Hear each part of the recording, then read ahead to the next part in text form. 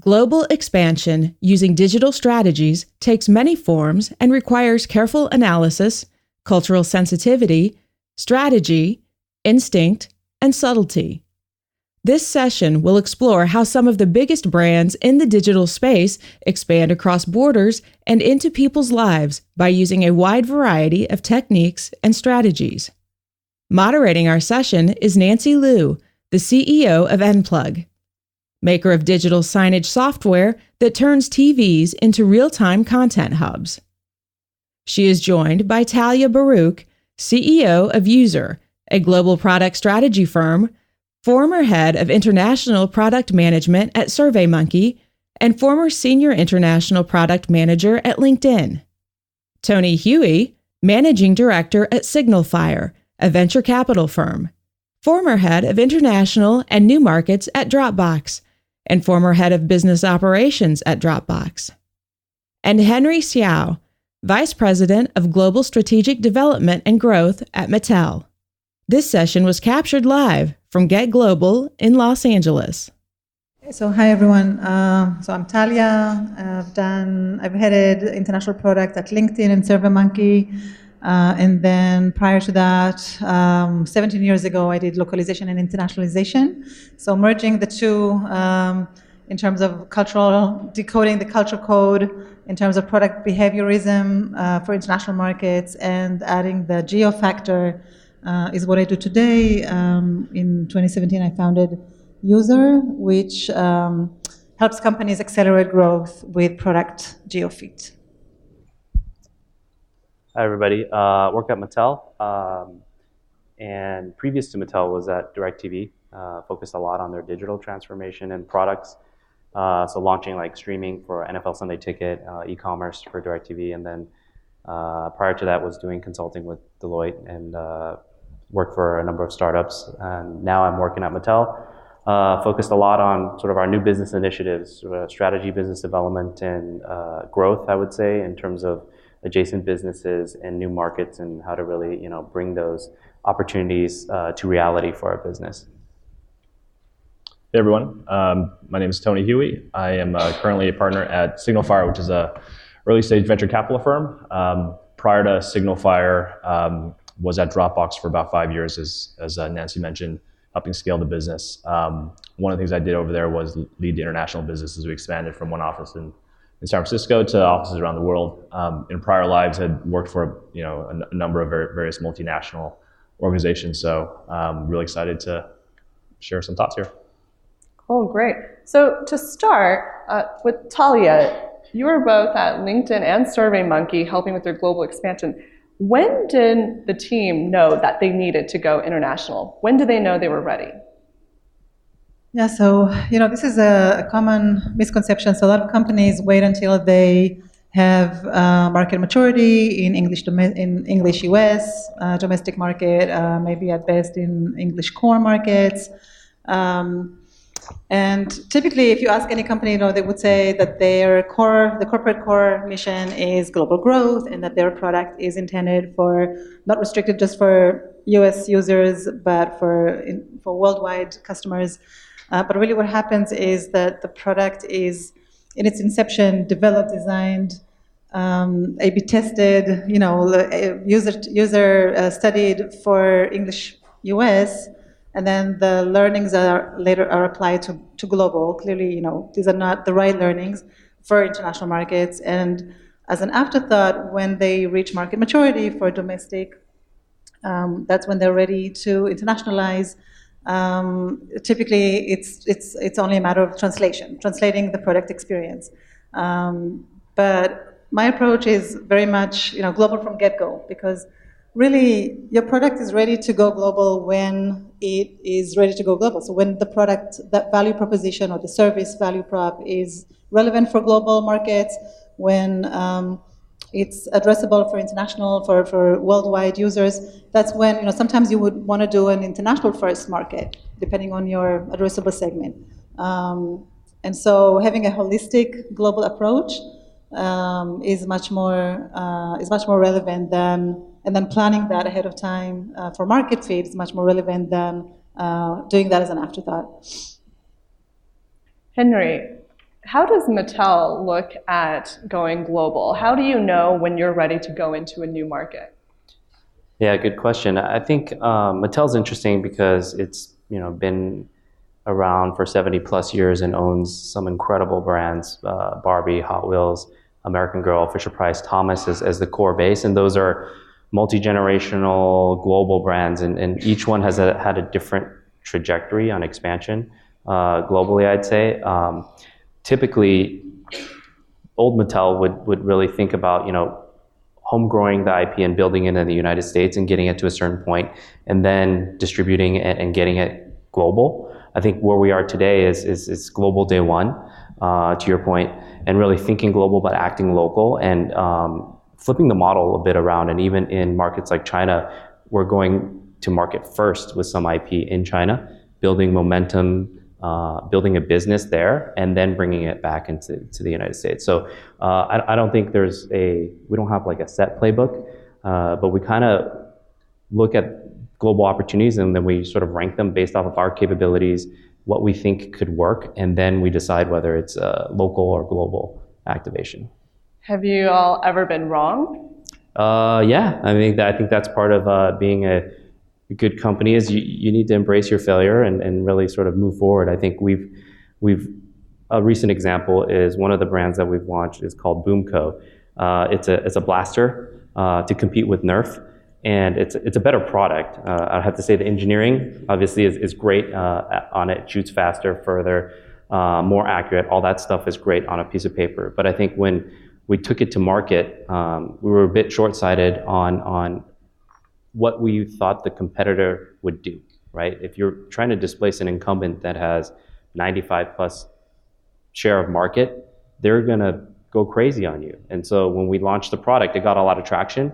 But they had all the resource, they had the market share, they were playing the long game, and over time pushed us back out of the market. So even though it was a better product, it didn't survive, right? And so I think we learned a lot from that in terms of thinking through execution and thinking broader than just having the best product. Like, how is the market gonna react? How is your competitor gonna react? How can you be smarter, right, and more efficient?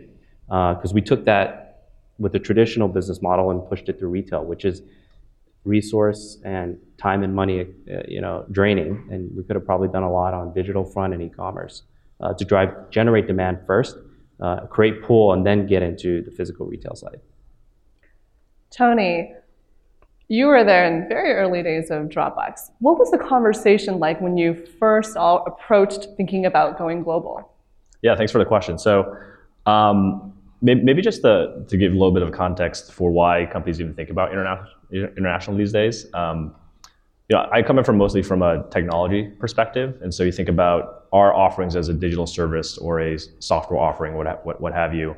I think one of the big things that have really changed in the last decade or so is the internet, and mobile has really fundamentally broken down the barriers for adoption. And so I think it's very, very common these days when you think about companies like SurveyMonkey, LinkedIn, et cetera, where you have a pull internationally. And so a lot of the companies that we work with today as an investor, as well as the companies we advise, that's the dynamic that they experience. And so really it's a matter of how do you start to fulfill that demand. And for Dropbox, that was really the case from the beginning. The company was launched as a US focused product, but because of the internet, you didn't have to be in the US to use the product. And so what we discovered very early on was that the vast majority of the users were actually outside the US. Europe was actually the largest the market in terms of number of users. We had massive adoption in places around Asia as well. And so for us, it was all about observing this dynamic and then deciding, okay, how do we take advantage of it? I think if you look at most businesses, it's hopefully you have that dynamic, but if you don't, I think it's a different set of questions to think about what international means, because as I'm sure my fellow panelists would agree, doing international right is really hard, right? It puts a lot of stresses on an organization from just how you operate, how you kind of set the right goals, how do you find the right talent in other regions, how you manage that talent. All of those are rife with potential pitfalls, and so the key is figuring out what is the right approach for your given company. So tell us, what was it like when Dropbox was like, we're going to deliberately now go into international market? How did that conversation start? How long did it take? What did the first few months look like? Yeah, so to be honest, we tried to put it off as long as possible, right? And the reason for that is because, as I mentioned before, once you've put a team, so when you put actually people in another country, if your organization is not prepared for that, it's really hard, right? And if anyone in the audience has ever worked in a remote office where norms of communication and information sharing aren't well established, you feel like you're on an island, right? And so we tried as much as possible to kind of put that off. And it's surprising, I think, particularly for digital companies, how much you could actually do from HQ. So you think about localizing the product, adding local payment methods, finding folks who can speak local languages in HQ to start to service that market. And then at some point, what you realize is that that works only to a certain extent. And to really, I think, fulfill the potential of a market, you need to go in market. And so for us, what it really meant was, having folks who could operate on the same time zone as local markets, having folks who are familiar with some of the unique customs and kind of ways of doing things in other markets. So that for us was like, okay, you get to the point where you're exhausting the limits of what you can do from HQ, and then you start putting folks internationally. But you have to do it deliberately, and you have to prepare the organization for that. And so, for us, I think we opened our first office in 2012. So this is about 5 years after we founded the company. To just give my own story of when Enplug went international was very, very accidental. So our company, Enplug, we do software for digital displays. So we do software that power lots of screens inside of stadiums, hotels, shopping malls. If you've ever gone into YouTube spaces, all those screens in the lobby are powered by our software, or if you go into the elevator, those elevator screens run on our software. So for us, I distinctly remember the first time we had somebody approach us and say, we want to take your company international. It was actually, I was giving a talk at this conference called the YPO Global Conference at the Nokia Theater, and they were showcasing a couple of different startups. Nobody wanted to hear me speak. I just happened to be on stage right before Magic Johnson. So everyone was forced to listen to me speak. And there I shared Enplug. And right afterwards, we had a gentleman who was the head of DHL, the logistics company of Europe and Africa region. And he was like, I want to quit DHL and I want to bring Enplug into Europe. And I was like, sure, great, here's my card. I didn't really think much about it, but he was extremely serious. He quit DHL. He was like, I'm set on bringing your company into Europe and being your partner and distributor. And so he brought our brand into Europe. And we were really not looking to do that, but fortunately, we didn't need to do that much modification on our software to go into Europe, since a lot of countries, the employees at the companies that use our software knew English and could just use our English language software. And so we had this distribution partner who brought us out into Europe. Is that the case for some of the companies that you've worked with, Talia? So I've actually, my experience has been, I think what really helps companies understand is that really when you go internationally, I think the focus should be on user first versus on US fit first, right? That makes sense. So wherever your user is, wherever, again, the value proposition is, you're able to add value to customers. Think about what does that look like in terms of the geo ecosystem, in terms of discoverability in the market, the behaviorism, the entry point, the expected behavior, the sectors, all of those additional factors that are beyond language support. Language support, typically, that's table stakes. In the low English proficient, it can lift up to 2x during the first year, but after that it flattens. So growth, really, sustainability, long-term growth is beyond language support. You have to do a lot of geo support. And so if you are focused on user first versus US first, your whole approach from the outset is completely different, right, in terms of the product purpose. in terms of partnerships, global payments, of course. The last thing you want to do is you have a user wherever he may be on the planet who wants to convert to paid, who wants to pay you, and churns in the checkout to complete orders funnel because you don't have the right payment processors, or you don't have the right they are basically bouncing, so involuntary churn.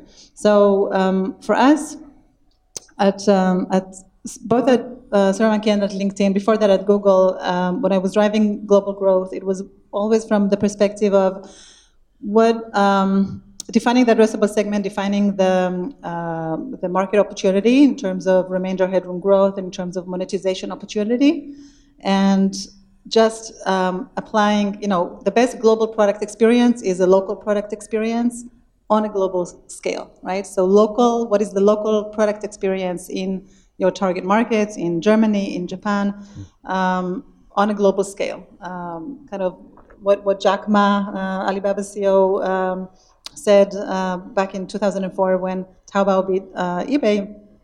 He said, when eBay converted their Chinese UI to interface to their global standard, he popped a bunch of champagne cases because he knew that they would not be able to iterate fast enough. They would not have a modular enough platform infrastructure to, on the front end, iterate to customize the experience to China fast enough as Taobao was able to, and that they would lose market, right? Which is exactly what happened.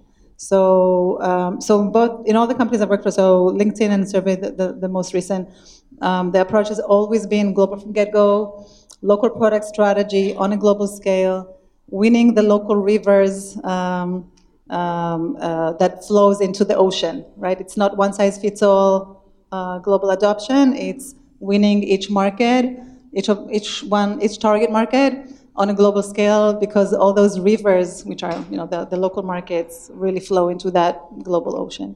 Can we debate a little bit of that piece? Because Yes, I think it's super interesting. So I think what Talia mentioned is absolutely correct in the sense that the best experience for a local market is tailored for that market.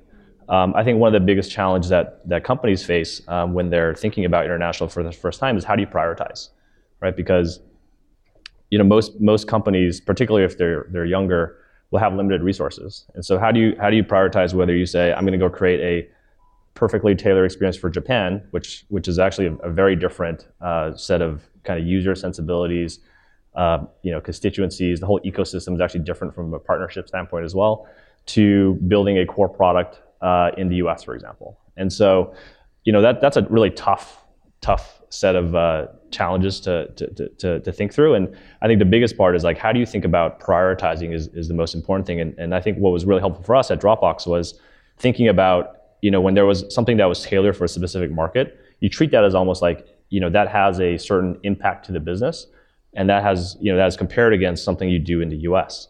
And I think the most important thing is that you think globally in terms of your prioritization, but I think also you just have to be super realistic about what you can accomplish and what you can achieve. And in some cases, it might actually be, hey, we're going to do as best we can from HQ for the time being, just to get the kind of earlier ecosystem built around your product or service internationally, and then at a later point decide, hey, at this point, we should really go harder because the bang for the buck of your incremental investment at that point makes sense. So, Henry, when you bring new products into China, as I understand you lead a lot of bringing new products into China and the growth there. Tell us, what is the exact process and what does that timeline look like? Great question. The reality of it is it depends on the product. Can you pick one and just tell us so we get a general sense of expectations?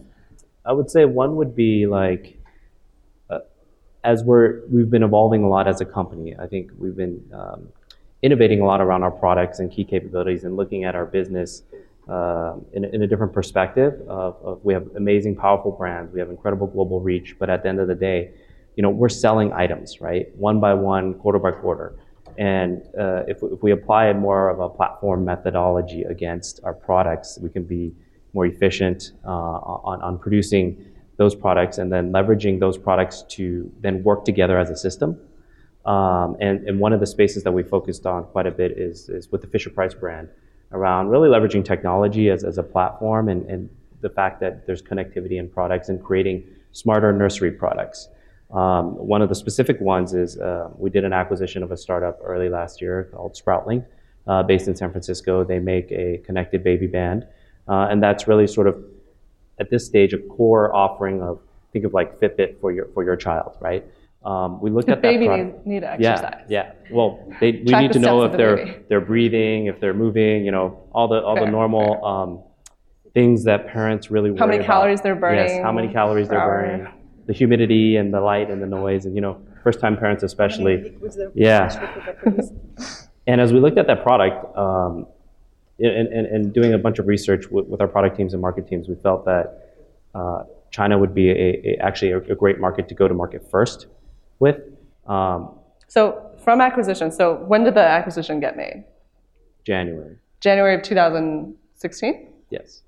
And then when were you like, okay, we should think about bringing this to China? I think very early on, as part of the diligence in the acquisition, it's test market fit globally, see where things resonate. There were, in the China market, at least our observations were that the users were more embracing of some of this technology, much more mobile savvy, given sort of they've leapfrogged user experience and behaviors in certain aspects relative to the rest of the world.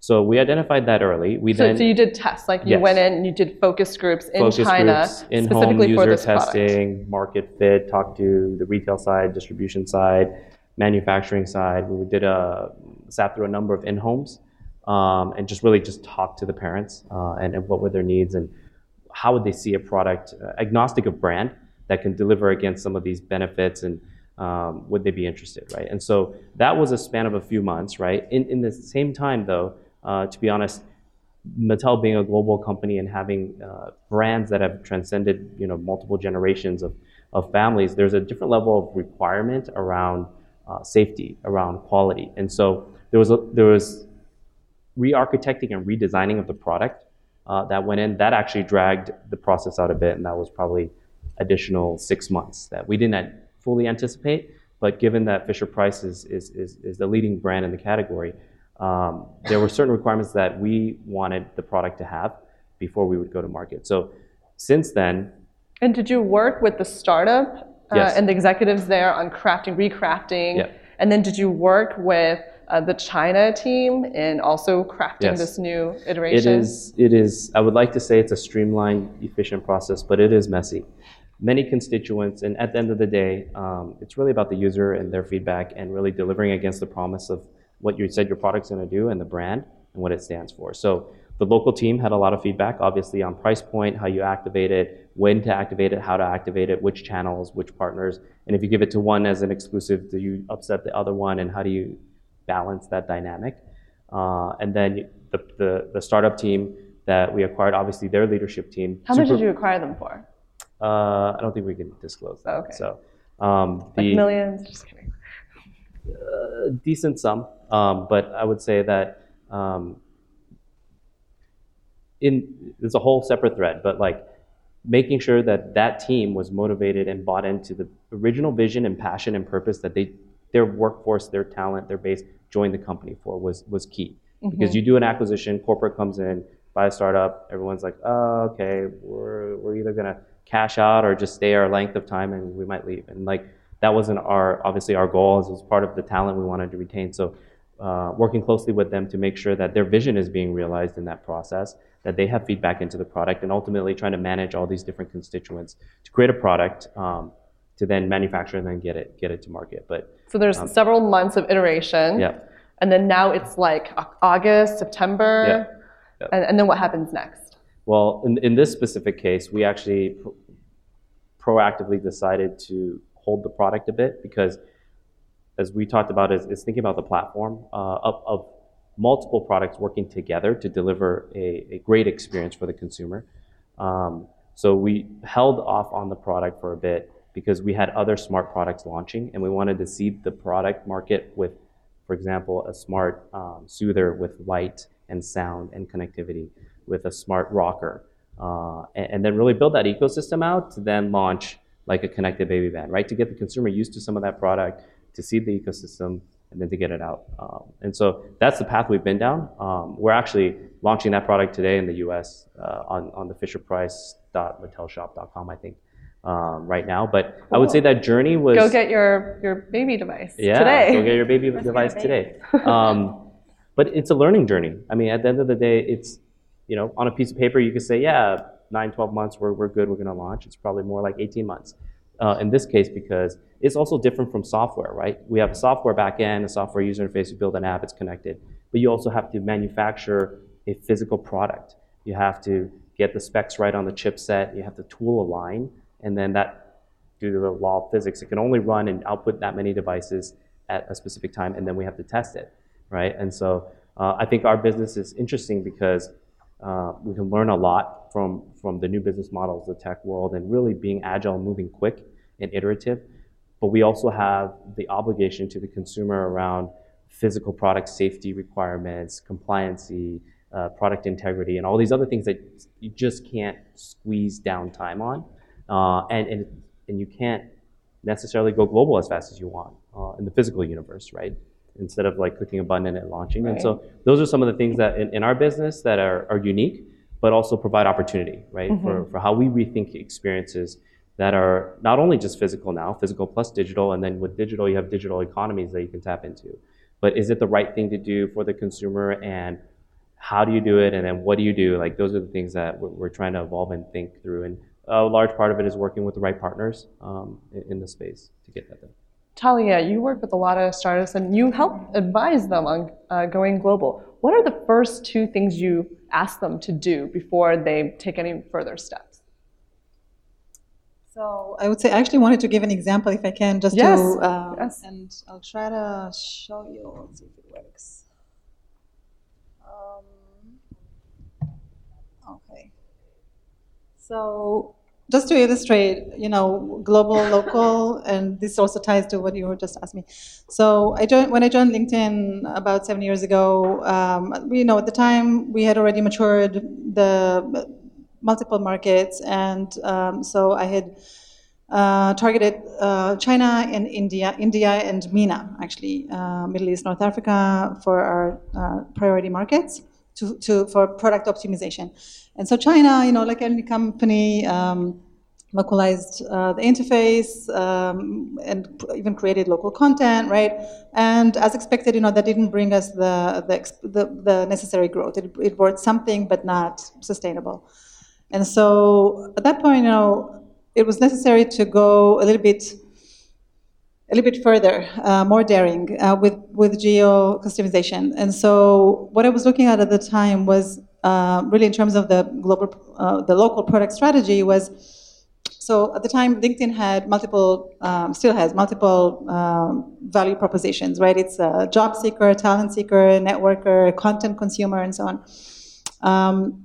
China is a mobile-first region.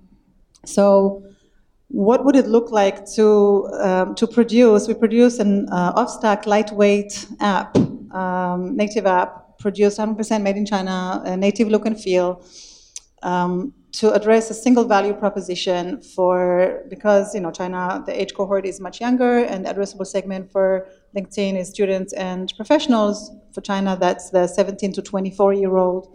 That's the common or the majority addressable segment in the market. So in that case, the single value prop would be entry-level job seeker or even internship. So the app answered to the young professional for this specific value prop of entry-level job finding. It had WeChat integration, all the entry points from address book import. So WeChat integration, Weibo, Tencent QQ, QR code for invite to connect, all of the ecosystem that's already tied to local providers, local dominating providers, and to top it off, and this is really again very aggressive. we approach it with a cannibalism approach. We said if anyone is going to copy LinkedIn in China, it was going to be LinkedIn.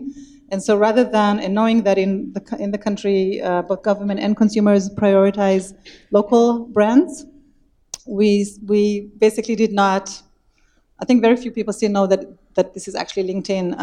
We did not call it LinkedIn. We actually sort of decapitated or cannibalized our own brand and called it Chitu. Does anyone know Chitu? Well, this is what it looked like. Did it? Okay, this one. So it was launched at the end of 2014, and of course it does say LinkedIn at the bottom. It's powered by LinkedIn data, but going as far. This is a bit. Many companies would not go as far as not denounce, but sort of downplay their own brand.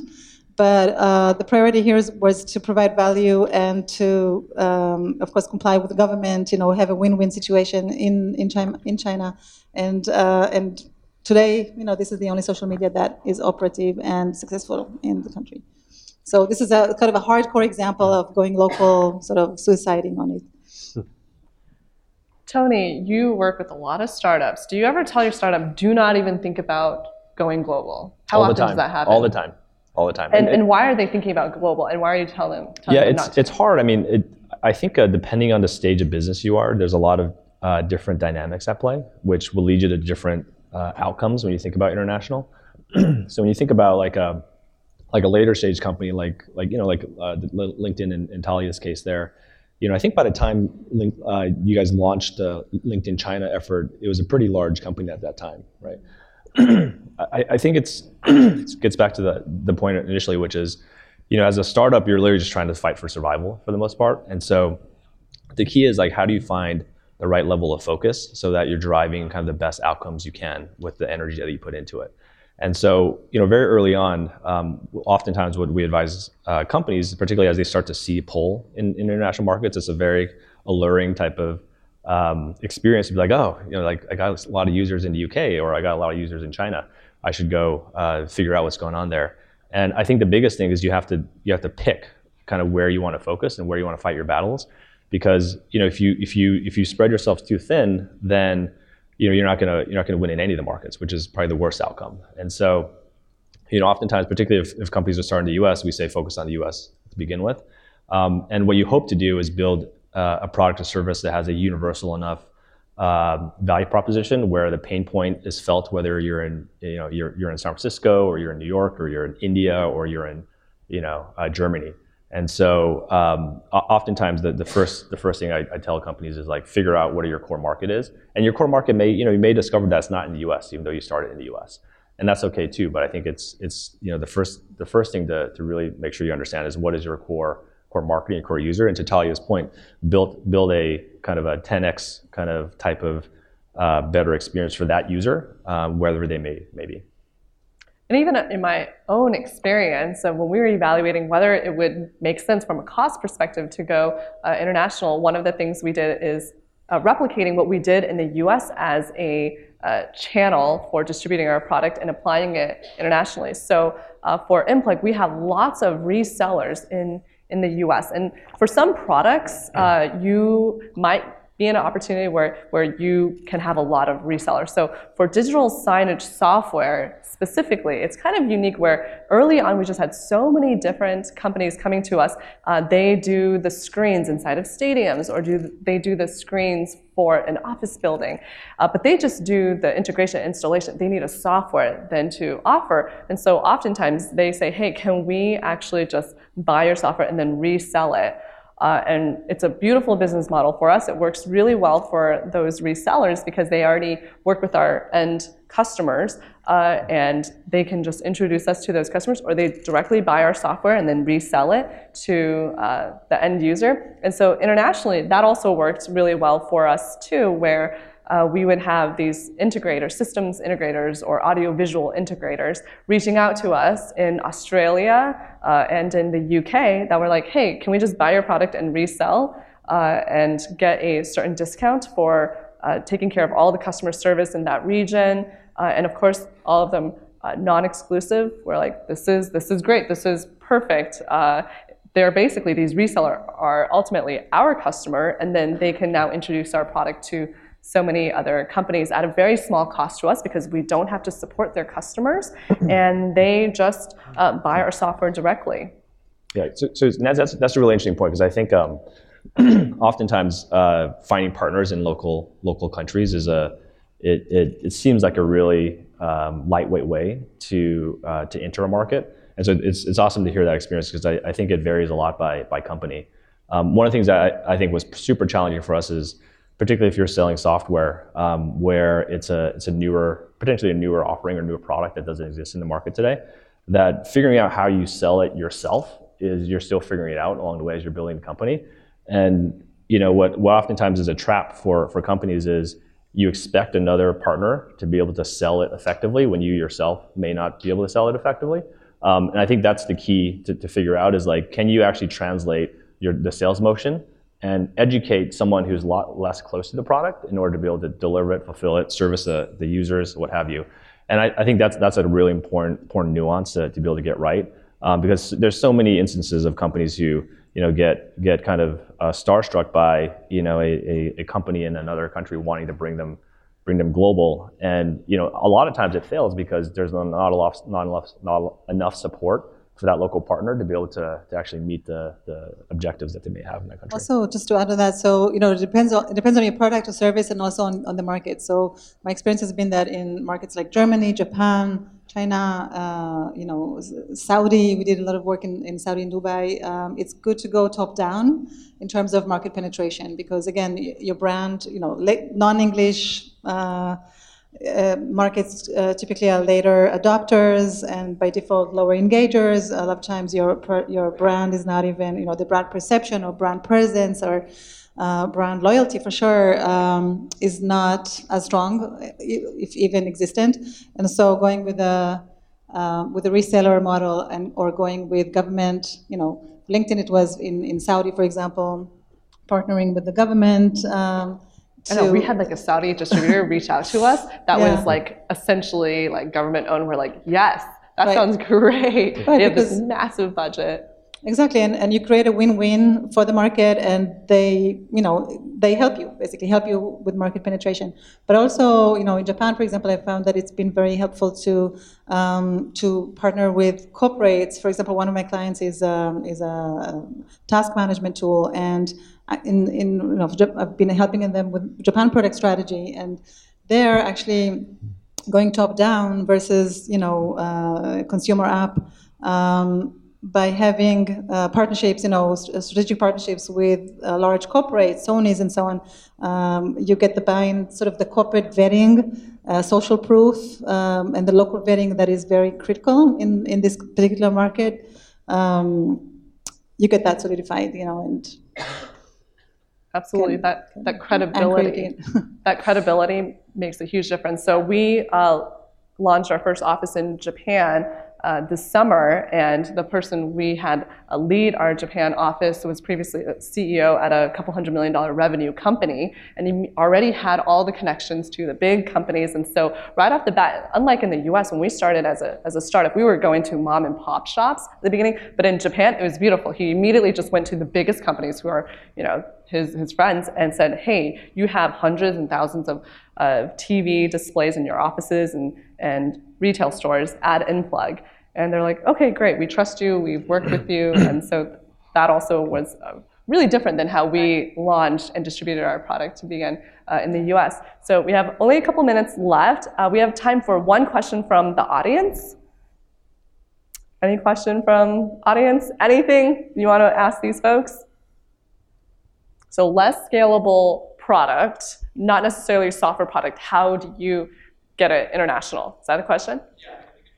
Yeah. I'll pick up on that. So really quick, what's really critical is to build a platform infrastructure that's modular, so that you can, at any point, provide the front-end experience, whether it's legal compliance or UI UX adjustment or anything like that.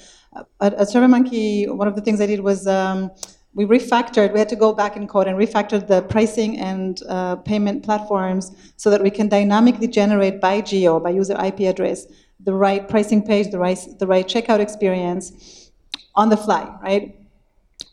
This is critical, and very few companies actually do that. They actually, kind of refactor code and create a modular infrastructure. And then the other thing I would say is really look at, this is why I pulled this slide up, is mobile first markets, right? US is not a mobile first market. So there are this is why I always say like user first versus US first, because sometimes an international market can have a much, larger or more insightful innovation than the US. For example, in mobile, in the mobile space, and when you customize for that, you are not leaving money on the table and are able to optimize. Just to address your question specifically, Uber is a marketplace, right? And so in order for the service to work, you need to have people in market to be able to fulfill the demand that you may see, right? And so, I think if you look at how Uber's expanded, not just internationally, but locally and domestically, it's been with this kind of a landing team model. And so when they expanded from San Francisco to LA to New York to Miami, what have you, there was kind of a local team that would go out and basically bootstrap that initial liquidity in that marketplace. And so for them, they just basically replicate that same model internationally. Obviously, internationally, there's a different set of regulatory constraints that you then face, but effectively their expansion was an extension of their current playbook. And so part of, I think, the lesson to draw from that is figure out what is your playbook for expansion, whether it's domestically or internationally.